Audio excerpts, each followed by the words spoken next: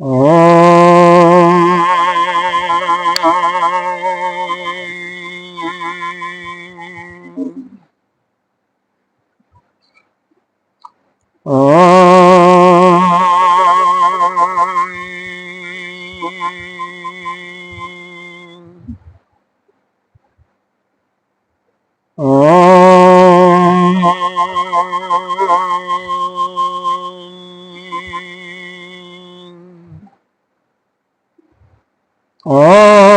सहनावतु सहनो भुनक्तु सह वीर्यं करवावहै तेजस्विनावधीतमस्तु मा विद्विषावहै। ओम शांति शांति शांति। शंकरं शंकराचार्यं केशवं बादरायणं सूत्रभाष्य कृतौ वन्दे भगवन्तौ पुनः पुनः। ईश्वरो गुरुरात्मेति मूर्तिभेद विभागिनी व्योमवत् व्याप्त देहाय दक्षिणामूर्तये नमः। अखण्डमण्डलाकारं व्याप्तं येन चराचरं पदपदं दर्शितं येन तस्मै श्रीगुरुवे नमः। अज्ञानतिमिरान्धस्य ज्ञानाञ्जनशलाकया चक्षुरुन्मीलितं येन तस्मै श्रीगुरुवे नमः। गुरुर्ब्रह्मा गुरुर्विष्णु गुरुर्देवो महेश्वर गुरुः साक्षात् परं ब्रह्म तस्मै श्रीगुरुवे नमः। त्वमेव माता च पिता त्वमेव बन्धो च सखा त्वमेव वेद्या द्रविणं त्वमेव सर्वं मम देव। गजाननं भूतगणाधिसेवितं कपिध्वजम्बूफलचारुभक्षणम् उमाशतं शोकविनाशकारकं नमामि विघ्नेश्वरपादपङ्कजम्। अनंत श्री विभूषित नित्य प्रातः स्मरणीय वंदनीय अर्चनीय पूजनीय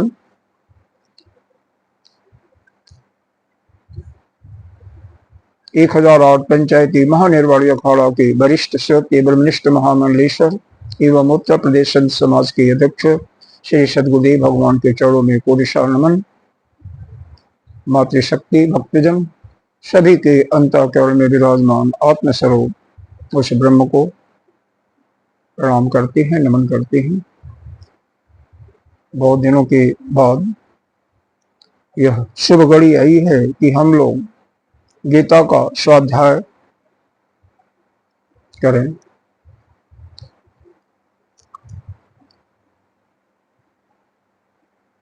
हम कभी भी गीता जी का पाठ करें तो पहले ध्यान करना अनिवार्य है। वैसे क्या किसी चीज का ध्यान करते हैं तो केवल ध्यान ही नहीं बल्कि उसका ऋषि कौन है, उसका देवता क्या है, विशेष करके मंत्र के जाप में बहुत, क्योंकि उसके बिना पूरा फल नहीं मिलता है। उसमें छंद क्या है, ऋषि क्या है, देवता कौन है, छंद क्या है, उसका कीलक कौन सा है, बीज क्या है और उसका विनियोग कहाँ करना है। इसीलिए हम लोग मंत्र का जाप सभी करते हैं, हम भी करते हैं, लेकिन क्या आवाज नहीं आ रही क्या? इसमें तो आ ही रही होगी, आ रही होगी ना पंखा से। हाँ, पंखा से। तो यह 5 चीजों का अवश्य ध्यान देना चाहिए। ऋषि क्या है, उसका देवता कौन है, उसका छंद क्या है। हर एक में छंद होता है। जैसे गीता जी में क्या है, अनुष्टुप छंद है। अनुष्टुप छंद का मतलब कुल 32 मात्राएं होती हैं। एक पंक्ति में 8-8 मात्रा का पर विराम होता है। 16 मात्राएं होती हैं, 8 पर विराम होता है और फिर 8 16 और दो लाइन मिलाकर के 32 होती हैं। बृहति छंद, जैसे श्रीमद् भागवत में सारे छंदों का बहुत सारे छंदों का वर्णन है। जगती छंद भी आता है, बृहति छंद आता है, तो अलग अलग का अलग अलग है। यहाँ पर ऋषि के रूप में स्वयं वेदव्यास जी हैं, वही ऋषि हैं। देवता के रूप में स्वयं भगवान हैं। इसी प्रकार से कीलक भी होता है। छंद हो गया, ऋषि हो गया, देवता हो गया। ऋषि कौन है? भगवान के ही 24 अवतारों में से वेदव्यास जी, भगवान वेदव्यास जी। कुछ लोग नारद भगवान को भी कहते हैं, लेकिन वेदव्यास जी। नारद जी को क्यों कहते हैं? कि नारद जी के ही प्रेरणा से वेदव्यास जी ने उन्होंने श्रीमद् भागवत की कथा सुनाया था, और उन्होंने 18 एक नहीं बल्कि 18 पुराणों का संकलन किया। 18 पुराणों का, चारों वेदों का संकलन किया और 18 पुराणों को उन्होंने लिखा। और साथ ही महाभारत भी उन्हीं के संकल्प से लिखा गया। गणेश जी ने लिखने वाले हैं, बोलने वाले कौन है? वेदव्यास जी। उसी महाभारत के अंतर्गत, भीष्म पर्व के अंतर्गत यह गीता जी भीष्म पर्व के 25 से 42 अध्याय यही है और कुछ नहीं है। तो इसीलिए वहां पर हम भीष्म पितामह वेदव्यास जी को मानते हैं। संत लोग कुछ उनको भी मानते हैं, नारद जी को, क्योंकि उन्हीं की विशेष प्रेरणा थी। इसी में वेदव्यास जी का ही नाम भी आएगा। सुनो क्या होता है। ये ध्यान हमेशा करते हो, आप लोग तो करते ही हो। जो नहीं जानते वो भी कुछ 4 लाइनें 2 लाइनें, मतलब इसमें करीब 6 श्लोक हैं और 7 श्लोक हैं, और एक भगवान की प्रार्थना करते हैं। तो इनका हम करते हैं, लेकिन इसका अर्थ के बारे में कभी डिस्कस नहीं हुआ। तो क्या है? ओम पार्थाय प्रतिबोधितां भगवता नारायणेन स्वयं व्यासेन ग्रथितां पुराणमुनिना मध्ये महाभारतम् अद्वैता अमृतवर्षिणीं भगवतीं अष्टादशाध्यायिनीं अम्ब ताम् अनुसंदधामि भगवत गीते भवत्यधीश्वरी। क्या करें? ओम पार्थाय। ओम शब्द क्या है? यह हमारे इस सनातन धर्म के अंतर्गत वेदव्यास जी के द्वारा ही संकलन किया हुआ 4 वेद हैं। नाम जानते होंगे, ऋग्वेद, यजुर्वेद, सामवेद और अथर्ववेद। इन चारों वेदों का जो सार है, जो निचोड़ है, वह गायत्री है। यही जो आप कई लोग तो उसका नियमित एवं बटुक जो हमारे हैं उनको नियमित 3 माला कम से कम किया जाता है। नहीं जो बहुत वो होते हैं तो कम से कम 1 माला करें। वही ओम भूर्भुवः स्वः तत्सवितुर्वरेण्यं भर्गो देवस्य धीमहि धियो यो न प्रचोदयात्। यह गायत्री है, सब को देने वाली है, विद्या को भी, धन को भी, और नाना प्रकार के काम सुखों को भी देने वाली है। तो उस चारों वेदों का जो निचोड़ है, चारों वेदों का सार जो है वह गायत्री है। और गायत्री का भी सार है 3 व्याहृतियां। 3 व्याहृति कौन है? भू भुवः स्वः पहले आता है ना, ओम भी आता है। तो गायत्री यह नहीं है, भू भुवः स्वः नहीं है, लेकिन उसको पढ़ते हैं साथ में। है कहां से स्टार्ट है? तत्सवितुर्वरेण्यं भर्गो देवस्य धीमहि धियो यो न प्रचोदयात्। केवल 3 ही इसमें लाइनें हैं। इसमें कुल आपके कितने अक्षर होते हैं? 24 अक्षर इसमें भी होते हैं। आप गणेंगे तो यही पाएंगे, आधे अक्षर को नहीं काउंट करते हैं। ठीक है। तो इनका सार, इस गायत्री मंत्र का सार, ये तीनों व्याहृतियां हैं, जो कि भू भुवः स्वः। भू का अर्थ हम पृथ्वी से भी लगाते हैं। भू भू इसके ऊपर वाला 7 तल होते हैं। भू भुवः स्वः महाजना तप सप्तम तक। 6 नीचे भी 7 नीचे भी हैं। भू को पृथ्वी लेते हैं और स्व को हम अंतरिक्ष, फिर भुआ को अंतरिक्ष, और फिर उसके बाद सर्वलोक इत्यादि लेते हैं, 3 में। और तीनों का, इन तीनों व्याहृतियों का जो सार है, निचोड़ है, वह ओम शब्द है। क्योंकि ओम शब्द ही अभिधेय है और अभिधान क्या है? वह परमात्मा, परमात्मा को बुलाने का नाम है। इसमें जागृत, स्वप्न, सत्य तीनों अवस्थाओं का भी भेद आता है अभिधेय और अभिधान के रूप में ही। और ब्रह्मा विष्णु महेश सभी इसी के अंदर समाहित हैं। कभी भी इसका जाप करो, विशेष करके योग वाले करते ही हैं। हर क्लास में शुरू में 3 बार तो ओम का मंत्रों से भी कोई भी ध्यान करता है ना, तो ओम शब्द का जाप करता ही है। लेकिन ध्यान करने से, मंत्र का जाप करने से तब तक लाभ आपको नहीं मिलता, जब तक, कब तक नहीं मिलेगा?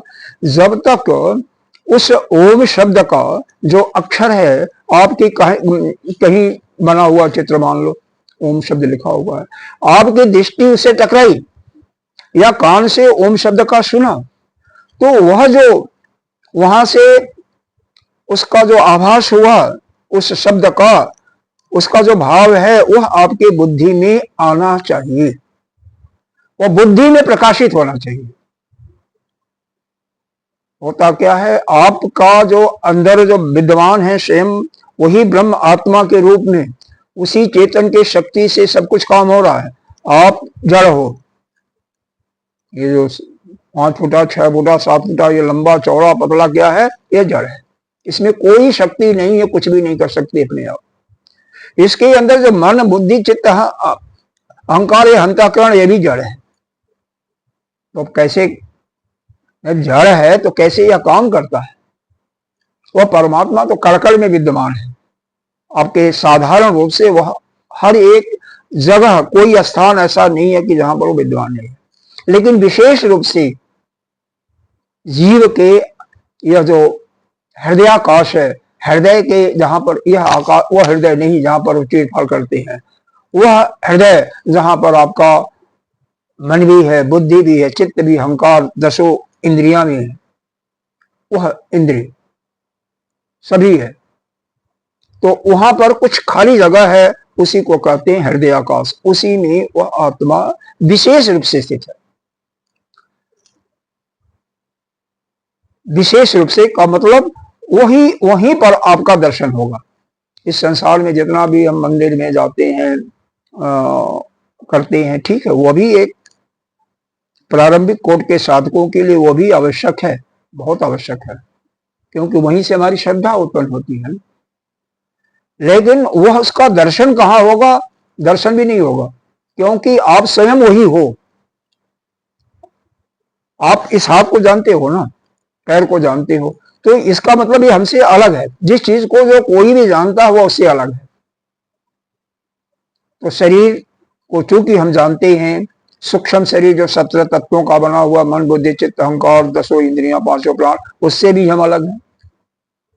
हम जानते हैं कि यह है, तो उससे भी हम अलग हैं।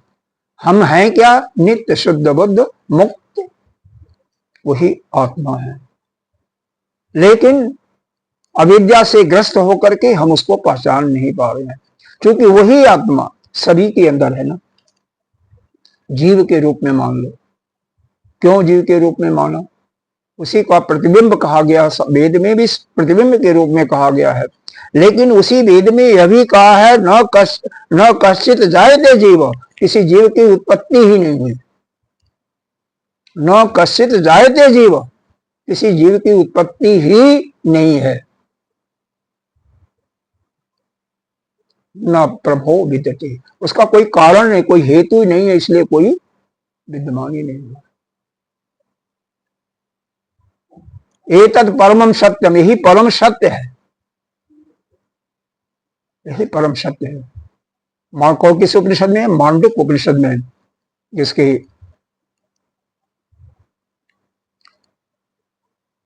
अद्वैत प्रकरण में कारिका के रूप में 48वीं कारिका है और 71वीं कारिका है अलाप शांति प्रकरण का। 2 बार मांडुक्य उपनिषद में इसको दोहराया गया है। गौड़पादाचार्य जी ने 2 बार इसको दोहराया है इस भाषण को। और जिस पर जिसकी पुनरावृत्ति होती है इसका मतलब वह विशेष रूप से पक्का करो आप। यही परम सत्य है कि इस जगत में, इस सृष्टि में किसी वस्तु की उत्पत्ति नहीं है। जीव क्या कोई वस्तु ही नहीं है। क्या है फिर? वही ब्रह्म ही नाना रूपों में है। भागवत में कथा सुनते हो कि ब्रह्मा जी को एक बार कुछ घमंड हुआ, ब्रह्मा जी ने ग्वाल बालों को भी छिपा दिया, बछड़ों को भी छिपाया। भगवान ने तुरंत, जैसे ध्यान से मालूम हुआ, खुद स्वयं ही नाना रूप के ग्वालों में, नाना रूप के बछड़ों में, डंडी में, डंडी जो भी उनका सामान था, वस्त्र था, सब में वही खुद परिवर्तित हो गए। वो अलग है, वो भी है। इसीलिए कथाकार जब भागवत सुनाते हैं तो सुना होगा कि उस 1 वर्ष तक रहा, 1 वर्ष तक गांव में अपने बछड़ों से कितना बहुत ज्यादा प्यार करती थी, जितना कि कभी नहीं कि माताएं अपने बच्चों से करती थी। उस समय कृष्ण को भी भूल गए, क्योंकि कृष्ण तो उसी रूप में थे। ये होता है। गर्गाचार्य जी ने पूरा वहां पर वृंदावन यानी नंदगांव में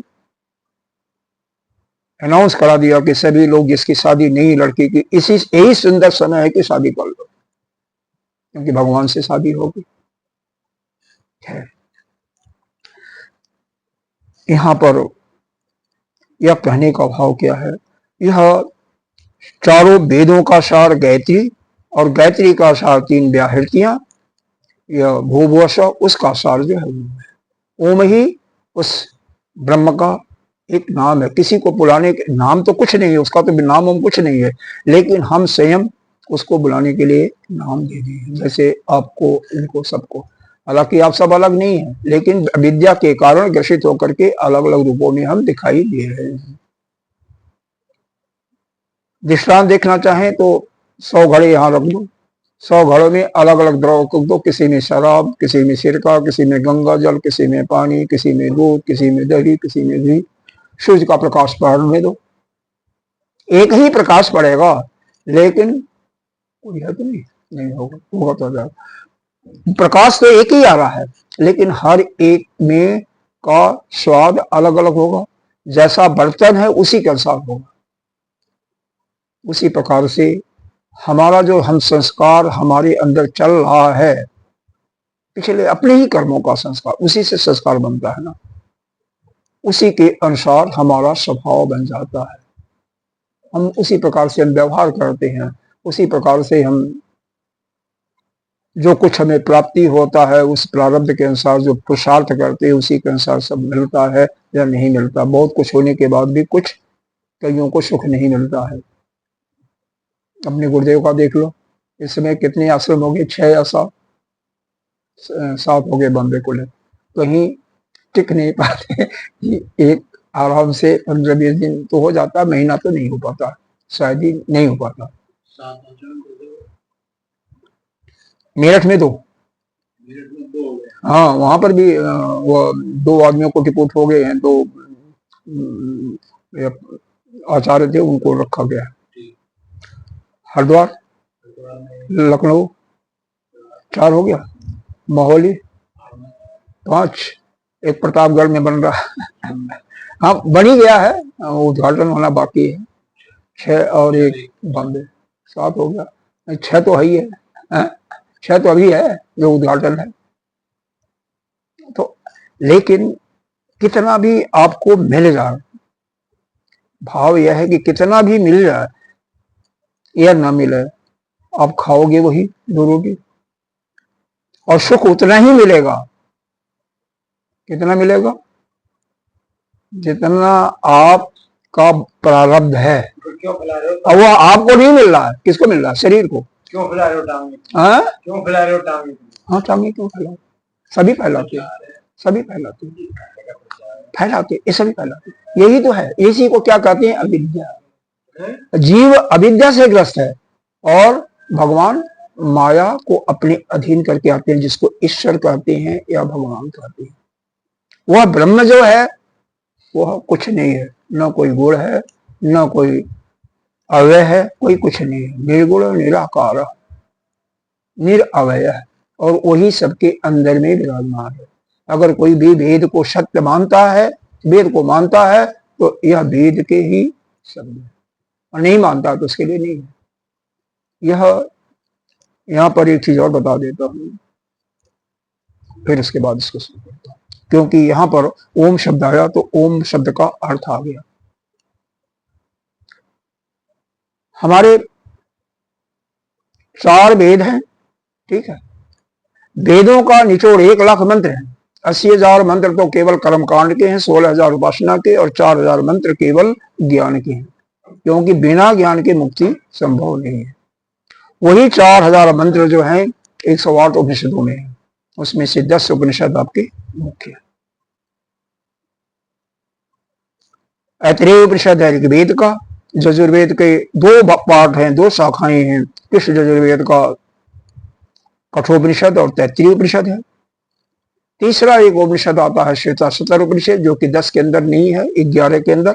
6 आचार्यों ने भाष्य लिखा है, शंकराचार्य जी का भाष्य नहीं है, इसलिए उसको कुछ लोग छोड़ देते हैं, तो 10 होते हैं। शुक्ल यजुर्वेद का ईशावास्य उपनिषद और वैब्रायणक उपनिषद है। सामवेद का केन उपनिषद और छांदोग्य उपनिषद है, और अथर्ववेद का 3 उपनिषद है, प्रश्नोपनिषद, मुंडक उपनिषद और मांडव्य उपनिषद। तो यह 10 मेन है, श्वेताश्वतर को लेकर के 11 है। वेद का सार किसमें निश्चित किसमें है? उपनिषद में। वेद का जो हमें ज्ञान देता है। दर्शन का है, दर्शन 6 दर्शन है, 6 ही क्यों, 12 दर्शन है, 6 तो हमारे आस्तिक दर्शन है। इनका जो सार है वह ब्रह्मसूत्र में मिलता है। जितने 18 पुराण हैं 60 में चलते हैं, उनका सार जो है श्रीमद् भागवत में मिलता है। और जितनी भी स्मृतियां हैं, जैसे मनु स्मृति इस समय चल रही है, कभी नारद स्मृति थी, कभी वशिष्ठ स्मृति थी, नाना प्रकार स्मृति, उनका जो निचोड़ है यह श्रीमद् भगवद गीता। यही 4 जो है, मतलब श्रीमद् भगवद गीता, उपनिषद, श्रीमद् भागवत, और चौथा क्या बताया? ब्रह्मसूत्र। यही चारों प्रमाण के दृष्टि से जाते हैं, लेकिन विद्वानों के सभा में श्री महाभारत को चौथे नंबर पर डाल देते हैं। केवल गीता जी में जो लिखा है, ब्रह्मसूत्र में जो लिखा है, उपनिषद में जो लिखा है, इसी को आधार प्रमाण के रूप में माना जाता है, इसी आधार पर चलता है। तो यहाँ पर क्या बताया भगवान ने, आगे जाइए। ओम पार्थाय प्रतिबोधिताम। पार्थाय कहते हैं, ये जो कुंती थी, अरे इसका नाम था प्रथा, और यह प्रथा था, बाद में इसका कुंती नाम पड़ा शादी करने के बाद में। तो यहाँ पर पार्थाय उस प्रथा के पुत्र, यानी प्रथा के लिए कौन है? अर्जुन है। यह किसके लिए संकेत दिया जा रहा? अर्जुन से। कहां पर चल रहा है? गीता जी का कहां पर हुआ था? कुरुक्षेत्र के मैदान में, जहां पर दोनों सेनाएं युद्ध के लिए खड़ी थी। 7 अक्षौणी सेना पांडवों की तरफ से और 11 अक्षौणी सेना उधर से। आगे आएगा वर्णन, तो वो वहीं पर शुरू करेंगे। ओम पार्थाय प्रतिबोधिताम। हे प्रथा के पुत्र अर्जुन, प्रतिबोधिता, प्रतिबोधिता माने बोध कराया, यानी उसको ज्ञान से अवगत कराया। क्या करा? कौन कराया? भगवता नारायणी स्वयं, स्वयं नारायण भगवान ने, स्वयं नारायण, वो कृष्ण नहीं, स्वयं नारायण ने, जो कृष्ण के रूप में थे, वह भगवान को प्राप्त करने के लिए या उसको प्राप्त करने के लिए स्वयं बोध कराया। हे अर्जुन, यह कौन? अर्जुन को। पार्थाय मतलब अर्जुन के लिए हो जाएगा ना। तो प्रथा के पुत्र अर्जुन के लिए, अर्जुन के कारण ही भगवान नारायण स्वयं इस, क्योंकि मुक्ति का माध्यम केवल ब्रह्म विद्या है, तो इस ज्ञान को या इस ब्रह्म विद्या को बोध कराया किसको? अर्जुन को। उसी समय क्या था? व्यासेन ग्रथिताम, व्यास जी अपने कुटी में थे, पर कुटी में थे, और वहां पर अपने दिव्य दृष्टि से जो कुछ सुनाया जा रहा था उसको सुनते जा रहे थे। तो वह व्यास जी क्या किए, ग्रथिताम पुराण मुनिना मध्य महाभारत, मध्य महाभारत, महाभारत नामक पुस्तक के मध्य में, इस महाभारत में भी 18 सर्ग हैं, 18 सर्ग में भीष्म सर्ग है, उसके अंदर अभी बताया था मैंने, उसके अंदर इसको उद्धृत किया गया। ग्रथितांग मतलब रचना किया गया, व्यासेन ग्रथिताम पुराण मुन्ना, इस जो बहुमूल्य रत्न है गीता जी को, उसके अंदर मध्य में इस 18 अध्यायों वाली गीता को उसमें रखा। और यह कैसे मुक्ति कराने वाली है आप देखोगे तो एक पुस्तिका लिखी हुई है, जितने भी अध्याय हैं याद होगा, तो उसमें ब्रह्म विद्यायाम योग शास्त्र लिखा हुआ, नहीं लिखा हुआ है ब्रह्म विद्या। तो इसके अंदर जो प्रतिपादन किया हुआ है किसका, ब्रह्म विद्या का ही प्रतिपादन किया हुआ है। और कैसे उसको मानोगे कि ब्रह्म विद्या का प्रतिपादन है या नहीं है, देखो जितने भी 18 अध्याय हैं, ओम तत् सदति तत् सत इति, तत् भी परमात्मा का नाम है, ओम भी परमात्मा का नाम है, सत भी परमात्मा का नाम है। तो ओम तत् सत इति श्रीमद् भगवत गीता शु उपनिषत्सु, उपनिषदों का सार भी वही है। ब्रह्म विद्यायाम क्या किया, उस ब्रह्म विद्या को जो उपनिषदों के अंदर वर्णित है, उस ब्रह्म विद्या को योग शास्त्रे श्री कृष्ण अर्जुन संवाद, यहाँ पर श्री कृष्ण अर्जुन संवाद आया है। और क्या बताया है, सांख्य, ये तो दूसरे अध्याय का है, तो सांख्य योग किया गया है। पहले अध्याय का क्या किया, अर्जुन विषाद योग किया गया, क्योंकि वहां पर अर्जुन को विषाद हुआ था। अब देखो अर्जुन को विषाद हुआ था, 18वें अध्याय में जब भगवान ने इस ब्रह्म विद्या का उपदेश देना प्रारंभ किया, तो जब 18 अध्याय पूरा हो गया, उस समय पूछते अर्जुन से, अर्जुन कुछ प्राप्ति हुई, तो क्या कहता है, नष्टो मोह। 18वें अध्याय का पता नहीं 66 है कि 67 श्लोक को ही इस श्लोक में दिया हुआ है, इसमें देख लेंगे हम लोग। तो इसमें दिया हुआ है कि नष्टो मोह अस्मित लब्धवा, इस श्लोक का कहीं यह मिल जाएगा आपको, देखेंगे तो मिल जाएगा, इसमें है कहाँ है, इसको देखना पड़ेगा, आपको स्वतः देखना पड़ेगा तो मिल जाएगा। अच्छा आगे चलिए, ये तो देखते रहिएगा, नहीं तो भी इसमें समय खर्च जाएगा। आगे क्या है, अद्वैता अमृत वर्षणी, अद्वैत नामक ज्ञान की जो अमृत स्वरूप है उसका वर्षा किया, कहाँ किया, उस भगवत गीता में। अद्वैत क्या होता है, अद्वैत क्या होता है, नरेश अद्वैत के बारे में जानते हो, अद्वैत क्या है,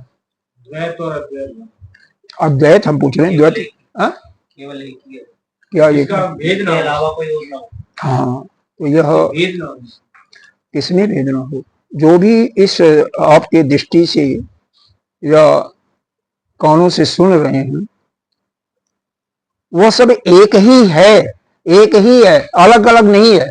अब यहाँ तो हमें नाना प्रकार का दिखा रहे हैं, व्यवहार में तो है ही है, यह पुस्तक दिखाई दे रही है, यह मेज दिखाई दे रहा है, यह बैठक का दिखाई दे रहा है, नाना रूप दिखाई दे रहे हैं। बाहर चले जाओ तो और क्या, बाहर चलाओगे तो मतलब थोड़ा सा खुला हो तो आजकल के मौसम में तो हजारों मच्छर मक्खियां भी दिखाई देंगी, तो क्या वो कोई नहीं है। अद्वैत का तात्पर्य यह है कि केवल एक ब्रह्म ही नाना रूपों, जैसा कि हमने शुरू में बता दिया था ओम शब्द के लिए, तो वही खेल रहा हो, कुछ है ही नहीं। लेकिन चूंकि आपके नेत्रों से दिखाई दे रहा है, दिखाई दे रहा है ना, इसका मतलब कुछ तो है, इसीलिए इस पर विवाद हुआ, काफी दर्शन सबके अलग अलग इसीलिए दर्शन हुए। इसी पर न्याय दर्शन आपका कौन थे मुनि जी, न्याय दर्शन बना, सांख्य दर्शन बना, योग दर्शन बना, वैशेषिक दर्शन बना, पूर्व मीमांसा बना, उत्तर मीमांसा बना, जैन दर्शन बना, बौद्ध दर्शन बना। बौद्ध धर्म में भी 4 भेद हो गए। योगाचार्यों का क्षणिक शून्यवाद, कई नाना प्रकार के वहां पर भी भेद चले गए।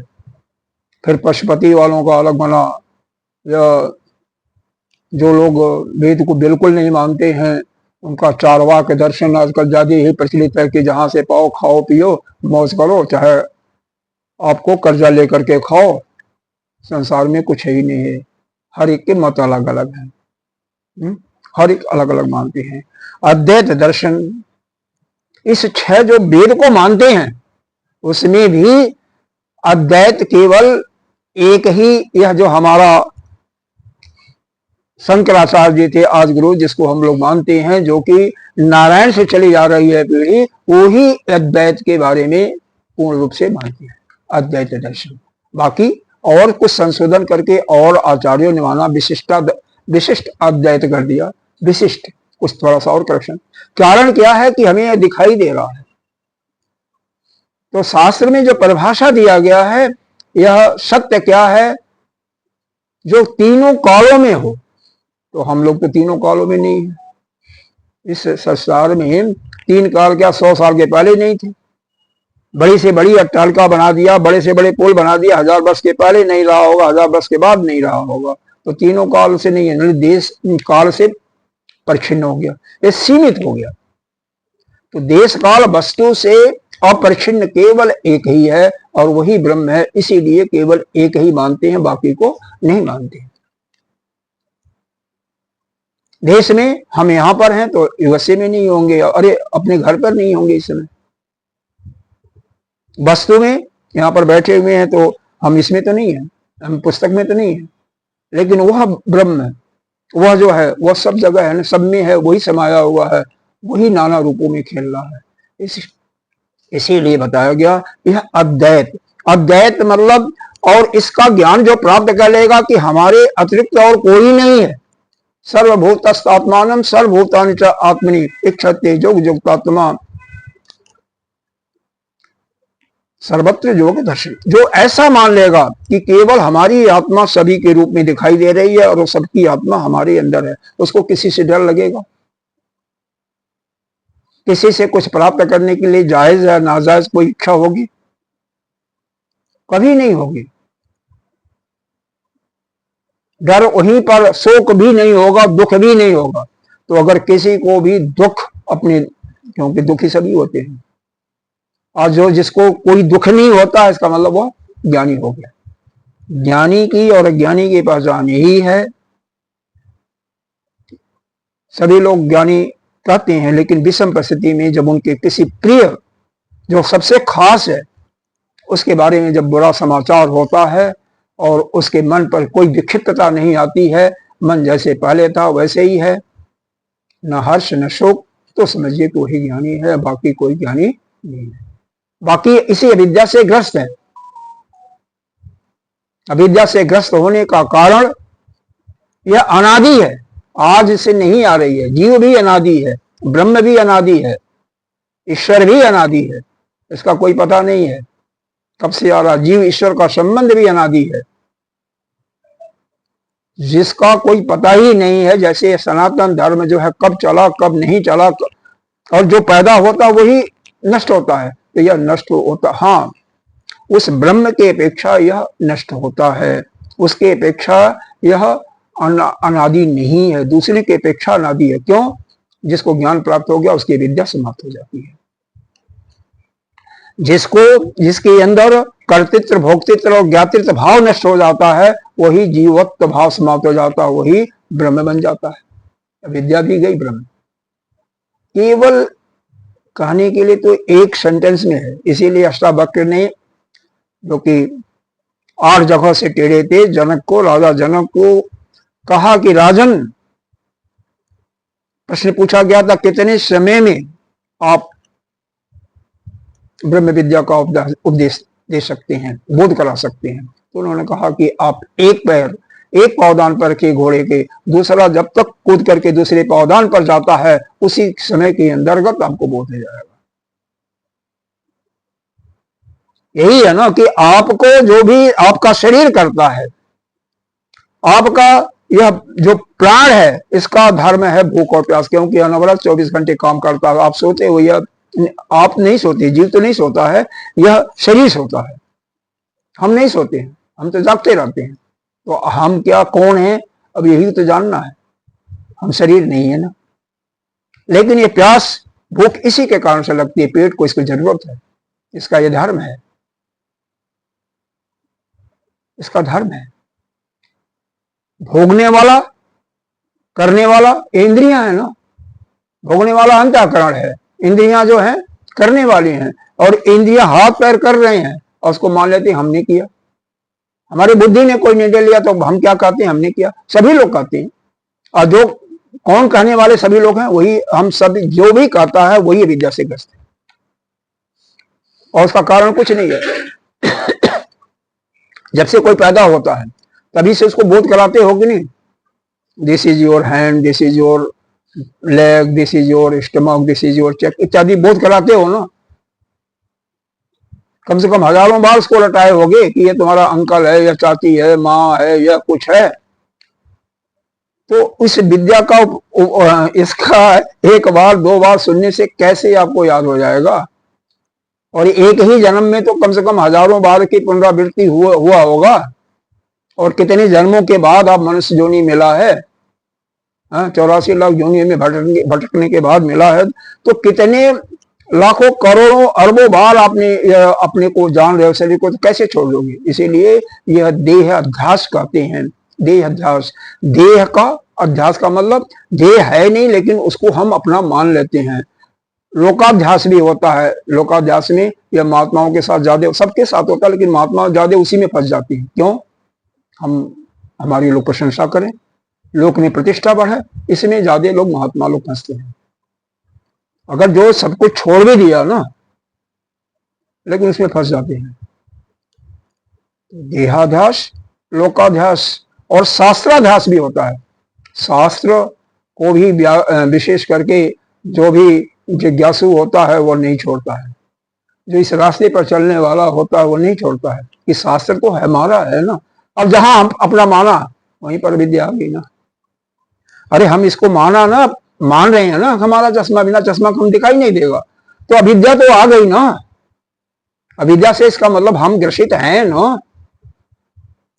जब कुछ भी नहीं है, सब कुछ है ही नहीं है, फिर वहीं पर वो कब होगा, इतना जल्दी नहीं होगा। इसीलिए जैसे तांबे का बर्तन होगा, गिलास होता, लोटा है, जनरली महात्माओं के पास होता है। एक संत ने कहा शिष्य से, इसको साफ करके लाओ। और लाता था, भाई जरा सा घिसा, वो वैसे ही दिखाई देता था, चमकता तो नहीं था। एक दिन संत को हुआ कि चलो इसको हम सिखाते हैं। सिखाने के लिए क्या किया, उसको रगड़ रहे हैं, रगड़ते रगड़ते 1 घंटा हो गया।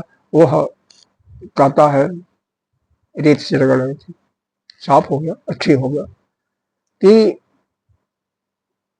गुरुवर इतना क्यों परिश्रम कर रहे हो, क्योंकि वो जैसे एक बार पढ़ा उसके बाद छोड़ दिया, याद नहीं होता था।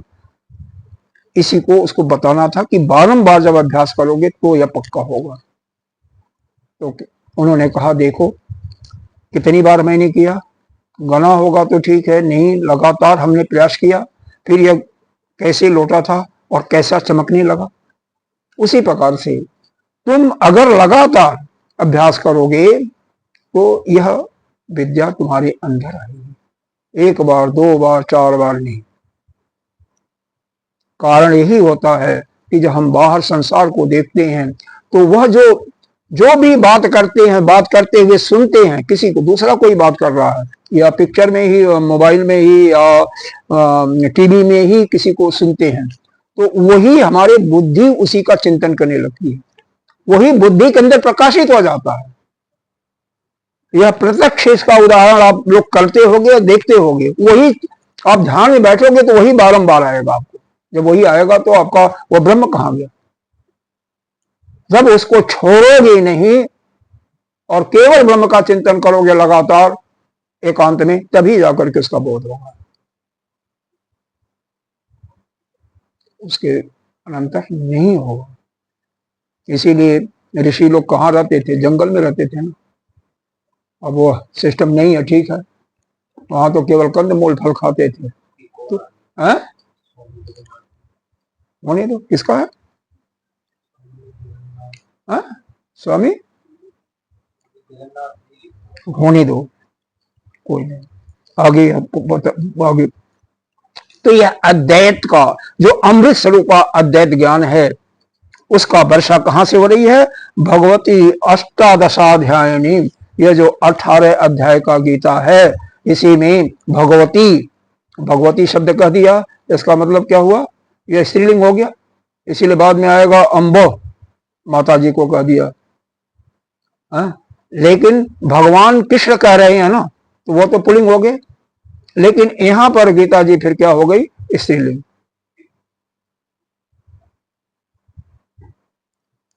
स्त्रीलिंग। तो भगवती अष्टादशाध्याय, ये 18 अध्यायों में पुरोहित, यह जो ब्रह्म विद्या का ज्ञान है, यह क्या है? अमृत, यह जो अद्वैत रूपी अमृत है, उसका वर्षा हो रही है। इससे पान करना है तो करो। अम्ब ताम अनुसंधामी, हे माँ जगदम्बी, हे माँ भगवती माँ, क्या करो तुम? अनुसंधामी, अनुसंधान का अर्थ समझते होंगे, जो बड़े बड़े आविष्कारक होते हैं, अनुसंधान करना, रिसर्च करना। तो वह अनुसंधान कहाँ करना? हमारे अंदर जो यह मल है नाना जन्मों का, इसको आप एक एक करके इसको पर्त को खाली करके निकालो, और भगवत गीति भगवद्वेषिणी, कैसे? यह जो भगवत गीता है, उसी के माध्यम से, उससे, क्योंकि ब्रह्म विद्या का प्रकाश, ब्रह्म विद्या का ज्ञान आपको दिया जा रहा, तो उस ब्रह्म विद्या के ज्ञान से, हे माँ, वो हमारे अंदर का जो अज्ञान है, अविद्या है, उसको निकाल करके उस परमात्मा से, ब्रह्म से मिलाइए, या हमें अपने स्वरूप का बोध कराइए, या हमें मुक्ति प्रदान कीजिए। इसका अर्थ है। इसीलिए भगवान को नमस्कार किया गया। यह तो पहले श्लोक का अर्थ है। दूसरे श्लोक में फिर व्यास जी का नमस्कार किया गया, क्योंकि व्यास जी ने ही लिखा हुआ, नमस्तुते व्यास विशाल बुद्धि फुल्लार बिंदायत पत्र नेत्र, जेन तया भारत तैल पूर्ण प्रज्वालितो ज्ञानमय प्रदीप। यह जो व्यास जी हैं, यह भगवान के 24 अवतारों में से थे। भागवत, श्रीमद् भागवत में सुना होगा। विशाल बुद्धि, उनकी बुद्धि बहुत विशाल है। और क्या है? बुद्धि विशाल का मतलब उनके नेत्र भी बहुत विशाल हैं, तभी तो बुद्धि किसके पास विशाल होगी? जो देख सकता, चारों तरफ देख सकता है, विशाल है। फुल्लार बिंदा यत पत्र नेत्र, आगे नेत्र का वर्णन भी कर दिया। यह नेत्र से क्या है?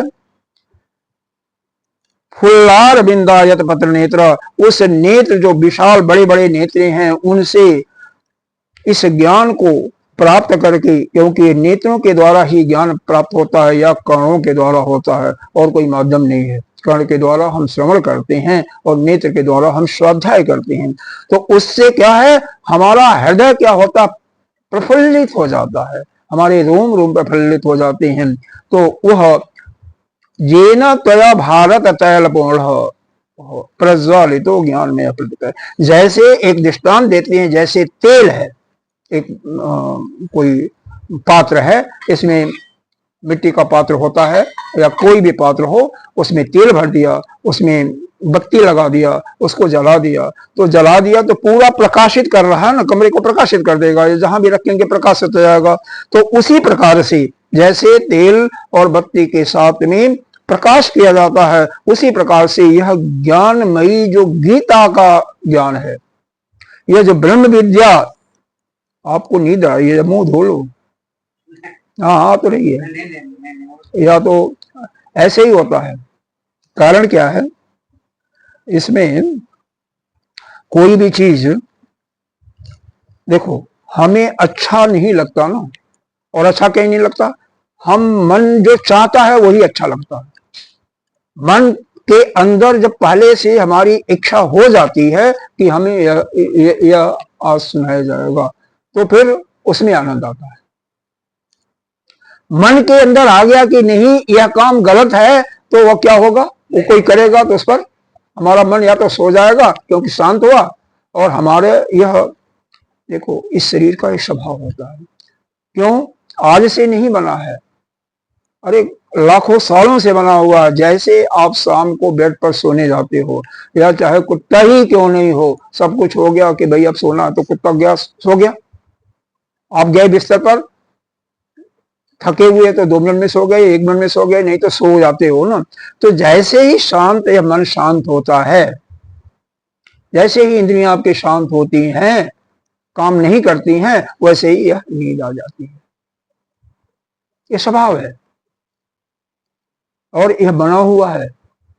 क्योंकि हर जब आप सोने जाते हो तो लेट जाते हो और कुछ नहीं करना, वो आता है ना, इसी कारण से आता है, और कोई कारण नहीं है। आगे आगे पर छोड़ने दीजिए, बस एक देखिए, बाकी कोई नहीं। और हमारा तो ख्याल है कि जो बाद में आता है उसको उनकी मत करो, क्या करना है, मुझे तो बंद कर देते हैं। टाइम जो है इससे डिस्टर्बेंस होता है ना, बाकी लोगों का डिस्टर्बेंस होता है। प्रपन्न पारिजाताय तोत्र वेत्र कपाणे ज्ञान मुद्राय कृष्णाय गीता मृत दुहे। किसने दोहा इसको? जैसे गौओं से दूध को दोहते हैं, वैसे इस गीता, इस श्रीमद् भगवत गीता से, जो कि महाभारत के अंदर व्यास जी ने इसको संकलित किया या इसको रखा, इस ज्ञान को गृहीत किया, उससे दूहा इसको, इस ज्ञान को, यह जो ब्रह्म विद्या का ज्ञान कैसे दूहा?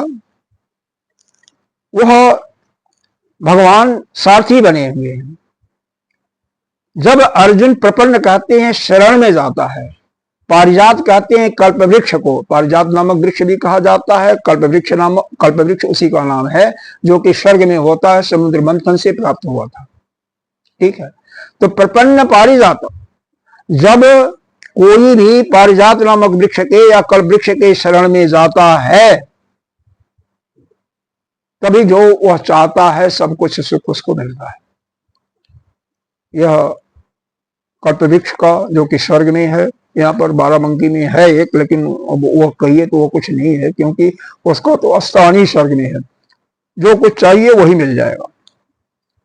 आप चाहते हैं 56 प्रकार का भोग व्यंजन, तुरंत तैयार मिल जाएगा आपको थाली में। चाहते हैं अमुक चीज मिल जाता है। या कल्प वृक्ष देवता लोग, हालांकि देवता लोग कहते हैं कुछ खाते नहीं है, केवल गंध ही लेते हैं।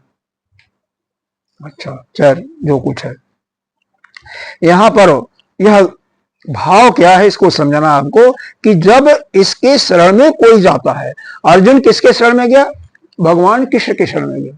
जब भगवान कृष्ण के शरण में जाता है, और भगवान कृष्ण कैसे हैं? वही कल्प वृक्ष के समान है।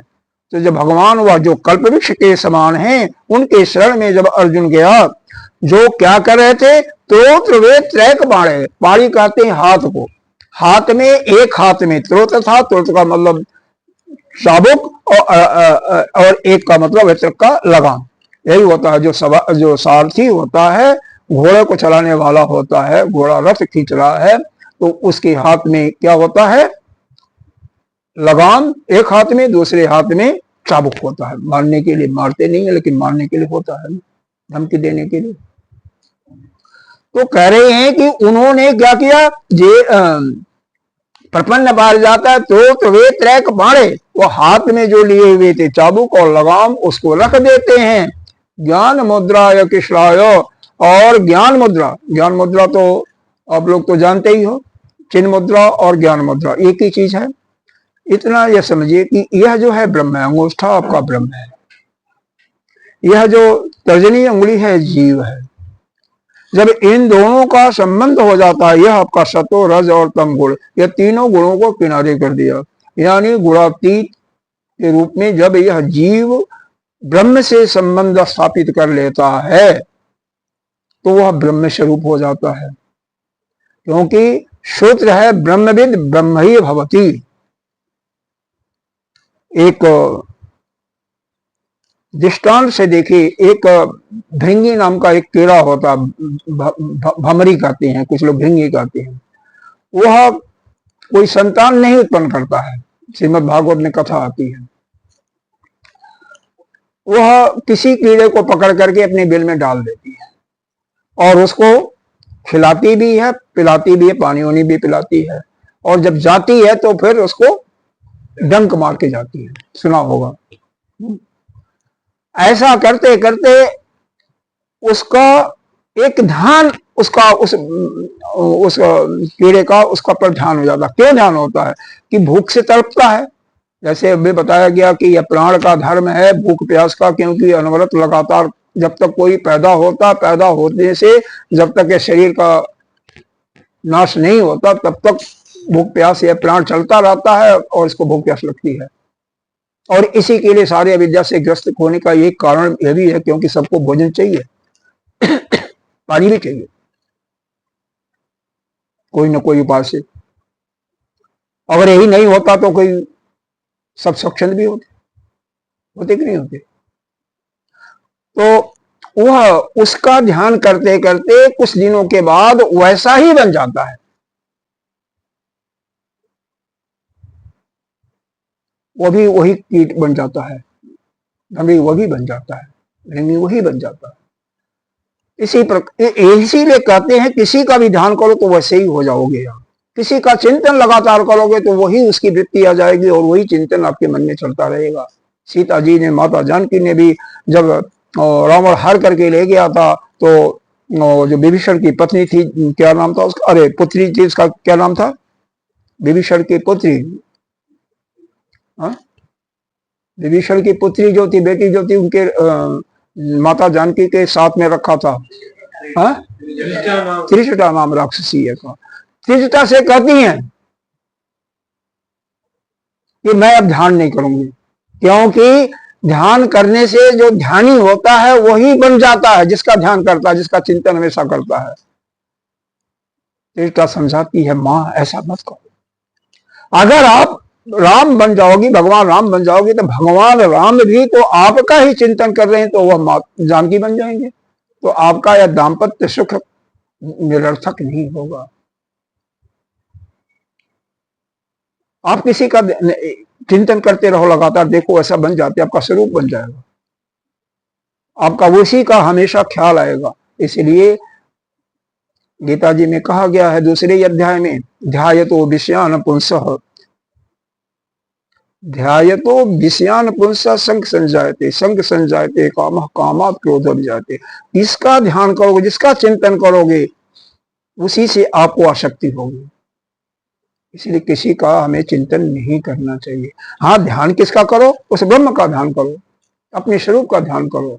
हम कैसे हैं, हम जो है हम ही ब्रह्म है, उसी का चिंतन करो। चिंतन करना तो उसी का करना चाहिए ना।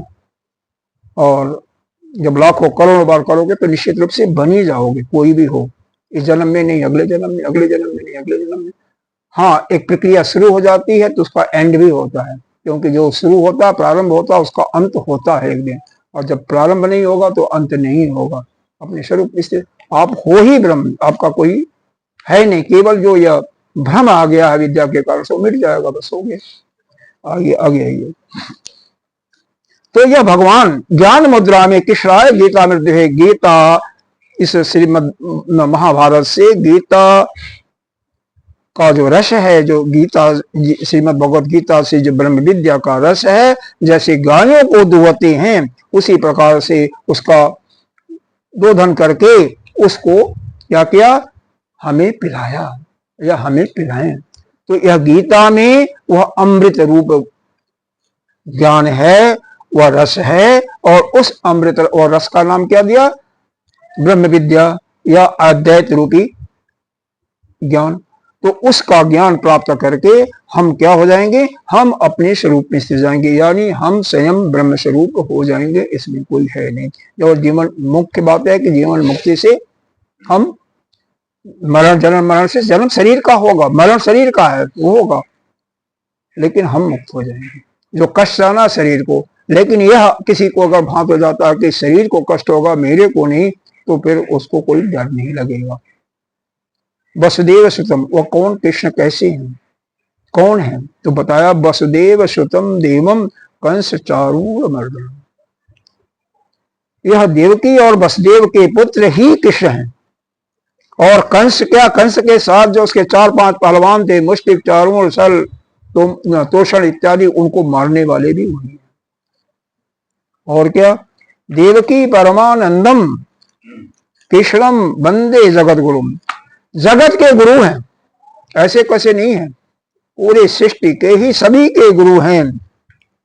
और क्या है, देवकी परमानंदम, देवकी के लिए परम आनंद को देने वाले। और वैसे भी अभी भगवान किसी को, मेरे ख्याल से यहाँ हम बैठे हैं सभी विद्या से बैठे हैं, ग्रस्त हैं, किसी को मिले नहीं, लेकिन जो भी ध्यान करता होगा, जो भगवान का चिंतन देर तक करता होगा, निश्चित रूप से उसको आनंद की, शांति की प्राप्ति होती होगी।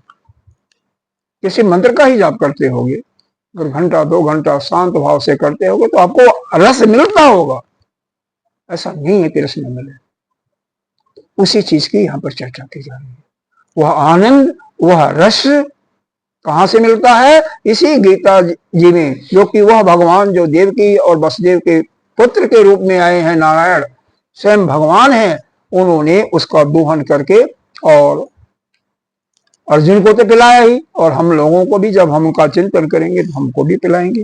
देवकी परमानंदम, देवकी को परम आनंद देने वाले वही कृष्ण, उनको क्या करता हूँ, वंदे, वंदना करता हूँ, उनको नमस्कार करता हूँ, उनका साष्टांग दंडवत करता हूँ, जो कि जगत के गुरु हैं, पूरे सृष्टि के गुरु हैं। अब यहाँ पर 4 श्लोकों का अर्थ हो गया। अगले 2 श्लोक हैं, इसमें दृष्टांत के रूप में कौरवों की सेना को एक नदी के रूप में बताया जा रहा है, और वह नदी ऐसी भयानक नदी है, उसको कैसे, अगर कृष्ण नहीं होते, भगवान नहीं होते, तो यह पांडवों के बस का नहीं था पार करना। वह बहुत ही विशाल नदी है।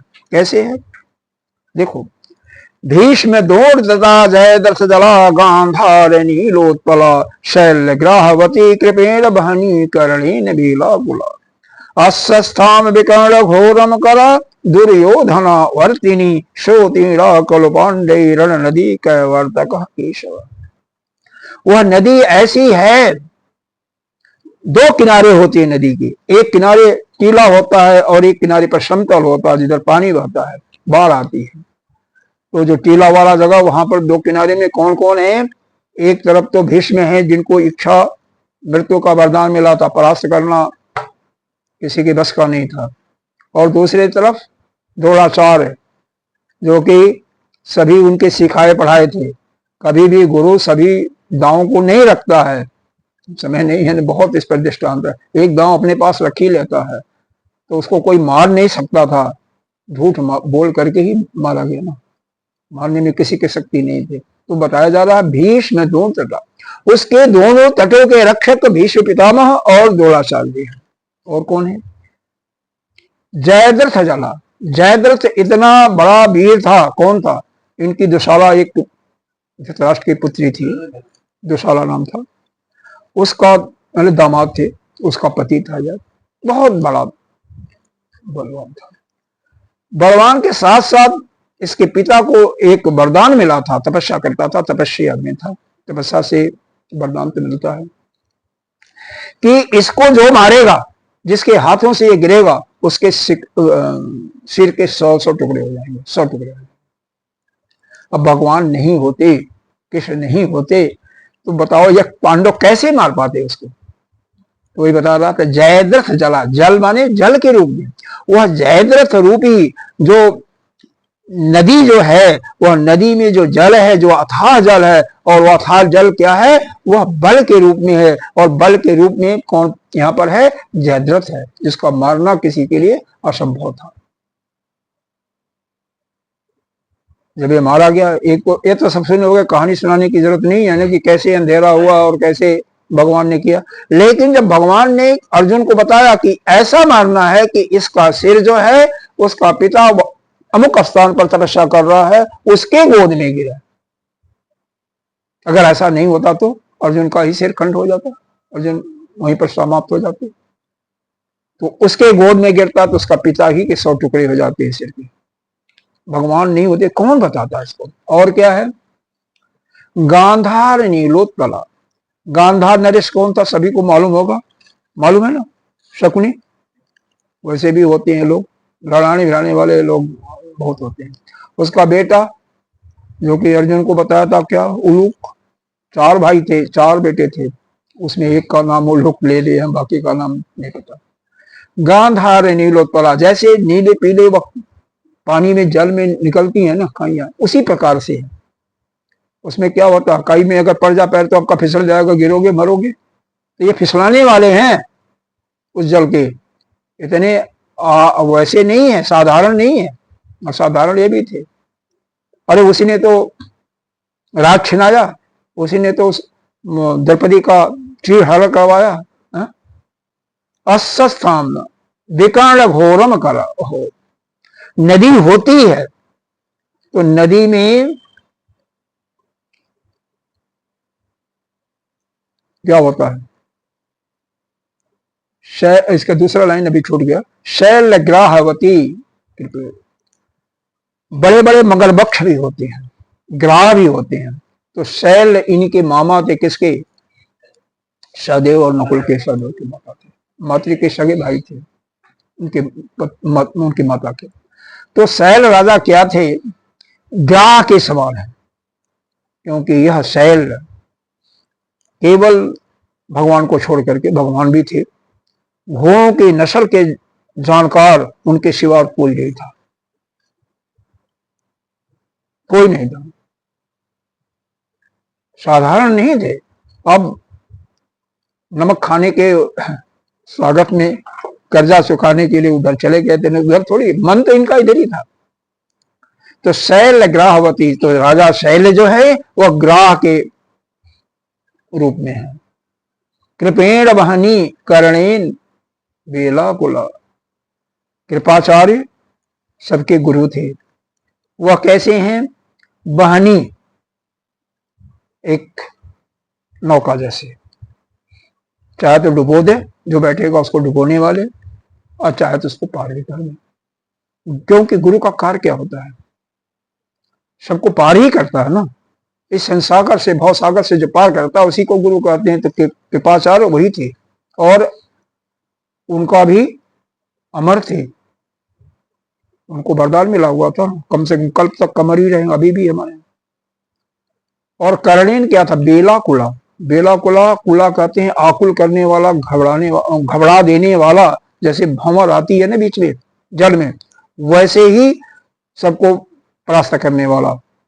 वो जो भ्रमर आती है जल में, जब आता है ना, चारों तरफ पानी घूमता है, हाँ क्या कहते हैं उसको, तो उसके समान जो है यह कर्ण के सामने जो भी आता था सबको व्याकुल करने वाला था, उस भ्रमर के समान।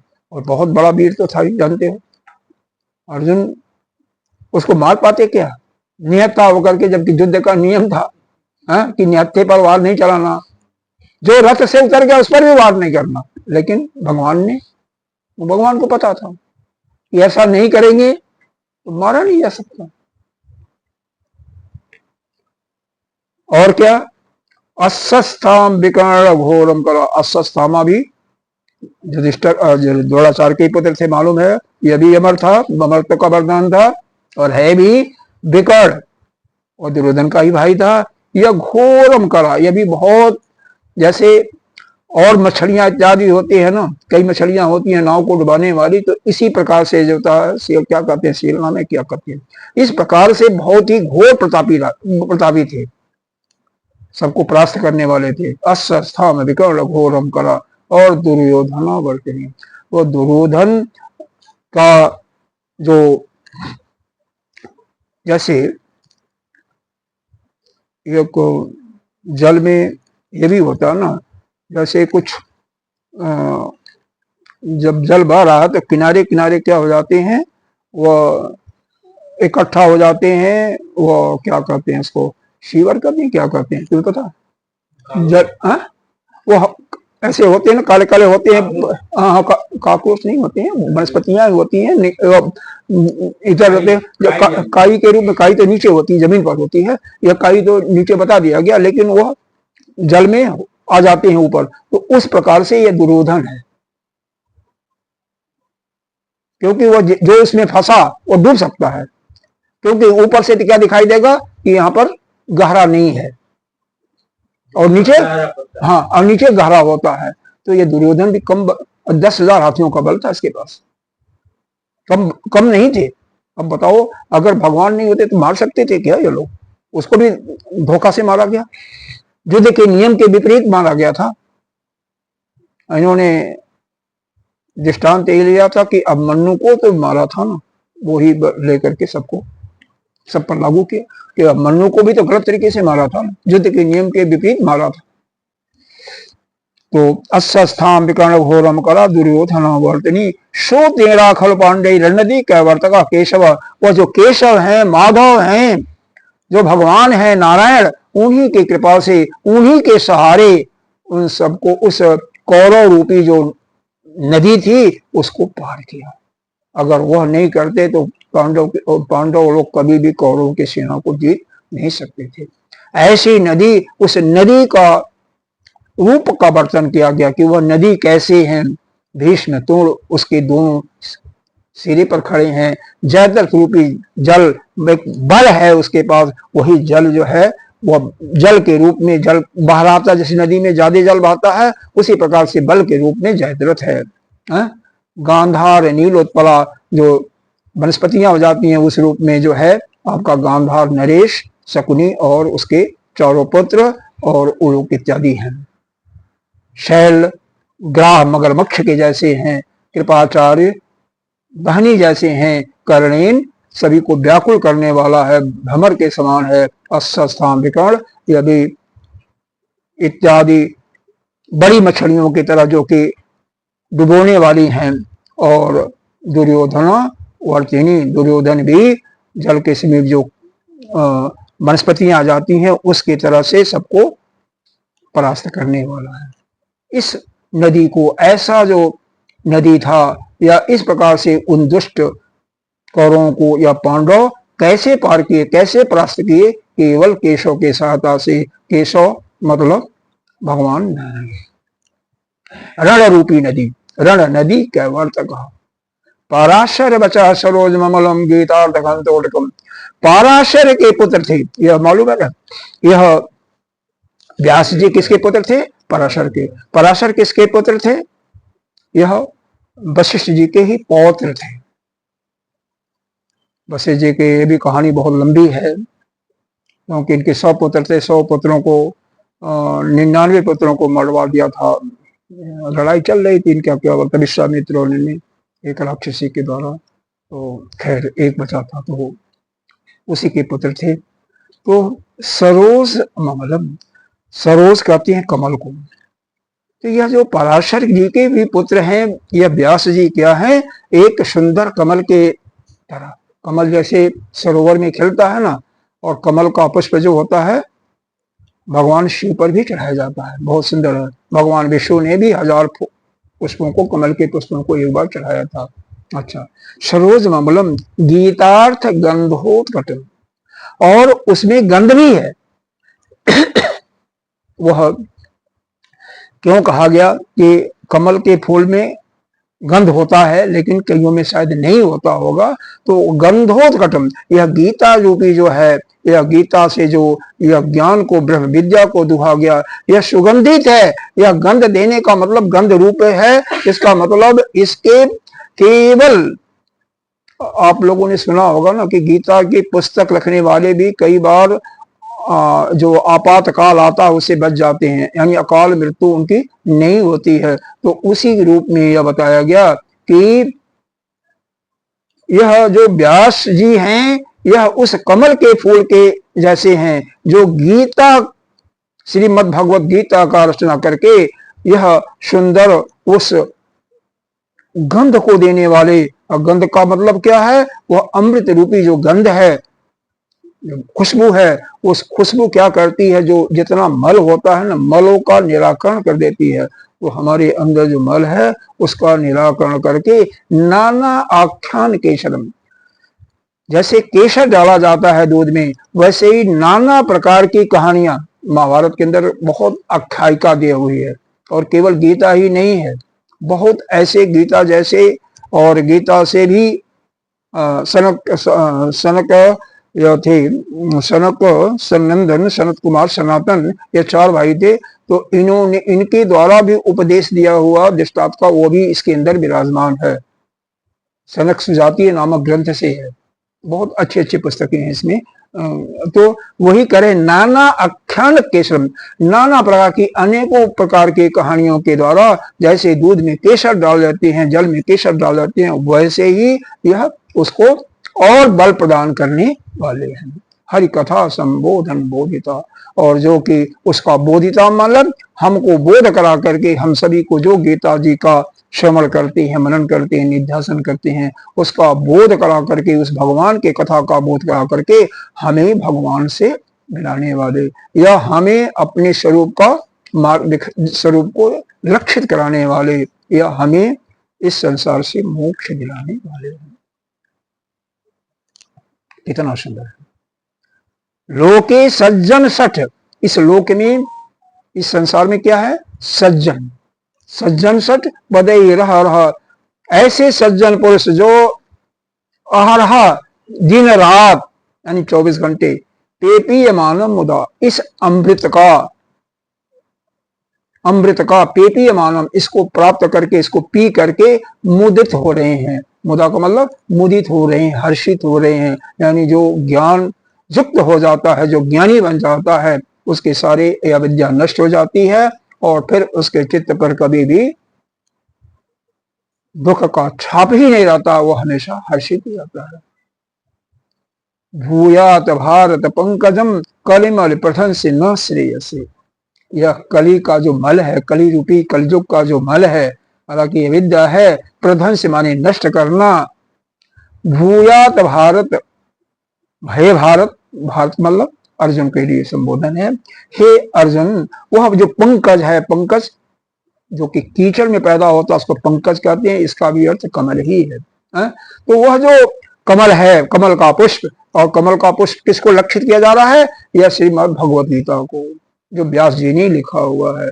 वह पंकज यानी कमल का पुष्प जो है, कलिमल, कली के द्वारा, कलिकाल में या कलयुग के माध्यम से जो नाना प्रकार के हम लोग अविद्या से, मल से ग्रसित हैं, उनको नष्ट करके न श्रेयस, श्रेयस प्राप्त करने वाला यानी मुक्ति को देने वाला है। समझ में कुछ आ रहा नहीं आ रहा? जो यहाँ पर जल का, नदी का एग्जाम्पल दृष्टांत लिया, और चूंकि नदी में ही, सरोवर में ही यह कमल का भी पुष्प होता है, कमल के पुष्प को ही फिर उस गीता जी का जो ज्ञान है उससे उसको ये दृष्टांत के रूप में, इधर कमल जिस प्रकार से सुगंधित होता है, जो आनंद देने वाला, वैसे ही श्रीमद् भगवत गीता का जो रस है, जो ज्ञान है, वह हमारे कलयुग के द्वारा, इस कलयुग के द्वारा जो मल आ गया है, हालांकि ऐसी बातें नहीं, चारों युगों में देवता भी हुए हैं, राक्षस भी हुए हैं, सूर्य भी हुए हैं, असुर भी हुए हैं, मनुष्य में हर जगह हुए हैं। क्योंकि भगवान राम जब गए थे लंका, बानर भालू के सिवा कोई और नहीं मिला। पंचवटी नासिक में है, नासिक से रामेश्वर को कोई साथ दिया? कोई भी ऐसा वर्णन नहीं आता किसी ने साथ दिया हो, केवल बंदर भालू के अलावा। तो ऐसा है कि दुष्ट तभी भी थे, अभी थे, फिर भी यहाँ पर चूंकि हमें अपना कल्याण करने की बात है, इसलिए यह गीता जी का जो ध्यान किया जा रहा है, और किसी का जो महत्ता की बात होती है, किसी का जो प्रशंसा करते हो आप समाज में भी, तो उसके बड़ाई को थोड़ा सा बढ़ा चढ़ा करके बात करते ही हैं। तो यहाँ पर गीता जी की महत्ता बताई जा रही है, गीता जी की प्रशंसा की जा रही है कि यह गीता श्रीमद् भगवत गीता से, और वास्तव में सत्य भी है, सत्य है, प्रशंसा तो है लेकिन वह सत्य है। उससे जो यह ब्रह्म विद्या जो प्राप्ति हो रही है, कलिमल या कली के जो भी मल है, यानी जो अविद्या से हम ग्रस्त है, उसको नष्ट करने वाली, उसको विध्वंस करने वाली है। मुंह कम करो की बात कोई मूक है, बोलता नहीं है, इसका अगर इस ब्रह्म विद्या रूपी ज्ञान को पी लेता है तो बाचाल बन जाता, बोलने वाला, उसका बोली नहीं मत होती है। पंगु लंघयते गिरिम, अगर कोई पैर भी नहीं है, पंगु भी है, तो वह पहाड़ को भी लंघ जाता है। और क्या है? जत कृपा तब हम मंदे परमानंद माधव। और किसकी कृपा से? वही नारायण की कृपा से, वही माधव की कृपा से सब कुछ यह कार्य हो रहा है। तो उस नारायण को हम क्या करते हैं? प्रणाम करते हैं। और बाद में यह 6-7 श्लोकों के बाद एक स्तुति की जाती है, और उसको पढ़ने के बाद फिर हम गीता जी में पेश करेंगे। जंग ब्रह्मा वर्णेन्द्र रौद्र मरुतः अस्तुवन्ति दिव्यैस्तैः वेदैः साङ्गप्रदकम् उपनिषदैः गायन्ति यं सामगाः ध्यानावस्थितद्गतेन मनसा पश्यन्ति यं योगिनो जाशान्तं न विदुषुर असुरगणा देवाय तस्मै नमः। जिसका आराधना कौन कर रहे हैं? ब्रह्मा, वरुण ये भी देवता का नाम है, जल के देवता का नाम है। इंद्र ये भी जानते ही हैं। रुद्र शिव जी के लिए है। मरुतः वायु के लिए है, हनुमान जी को भी कहते हैं। अस्तुवंत दिव्य स्तुति, यह नित्य निरंतर इनकी स्तुति करती रहती हैं। और दिव्य अनेक महापुरुष लोग स्तुति करते रहते हैं। वेदई वेद भी करते हैं। सांग पद क्रम उपनिषदई गायन्ति जम सात, साम मतलब साम वेद इसका गायन करता है, उपनिषद जिसकी प्रशंसा करती हैं। और क्या? ध्यान अवस्थित मनसा पश्यन्ति जम जोगिनो, जोगी लोग जो हैं ध्यान में किसका गुणगान करते हैं? उसी परमात्मा का ही। आप भी ध्यान में जाते हो तो किसका ध्यान करते हो? उसी परमात्मा का ना। तो जितने भी जोगी लोग हैं सभी ध्यान अवस्थित उस परमात्मा को ही अपने अंदर है, अपने अंदर, लेकिन फिर भी उसी का ध्यान करते हैं। और क्या है? मनसा पश्यन्ति, मन से उनका देख नहीं सकता कोई, क्योंकि आप स्वयं अपने को नहीं देख सकते। देख सकते हो क्या? नहीं देख सकते। तो क्या? अपना अनुभव हो जाता है। और अनुभव यही है कि विषम परिस्थिति आ गई, विशेष परिस्थिति, आपका मन पर कोई विकार नहीं आता है, मन जैसे था वैसे ही है। ये समझो कि आप मुक्त हो गए, कुछ नहीं रहा। लेकिन जब तक कर्तृत्व भोक्तृत्व ज्ञातृत्व नहीं जाएगा तब तक नहीं हो सकता है। वो जरूरी है। यश अंतम न विदुषुर असुरगणा देवा, जिसका अंत कोई जानता ही नहीं है, चाहे सुर हो, देवता हो, असुर हो, और क्या हो, गण जिसमें यक्ष किन्नर इत्यादि बहुत लोग आ जाते हैं, देवता, और उन सभी को हम नमस्कार करते हैं, सभी को हम प्रणाम करते हैं, जो हमेशा उन्हीं का ज्ञान करते हुए भी उनके अंत को नहीं पाते, क्योंकि वह परमात्मा, उसका अंत कौन पा सकता है? क्योंकि वह तो आकाश से भी, आकाश उससे पैदा हुआ है। तो जो जिससे पैदा होता है वो उससे और भी बृहद होता है, उससे सूक्ष्म होता है। तो हम आकाश को नहीं पता कर सकते हैं कहाँ इसका प्रारंभ है, कहाँ एंड है। तो वह परमात्मा जो आप स्वयं हो, उसका भी ओर छोर अपने का नहीं पा सकते हो। लेकिन अब अभी हम अपने को तुच्छ मानते हैं, तुच्छ समझते हैं, एक जीव समझते हैं। जीवी तो समझ रहे, हम अपने को जीव समझ लेते हैं कि नहीं, हम तो बस यह है, या यह हमारा मकान है, यह हमारा परिवार है, यही समझते हैं ना।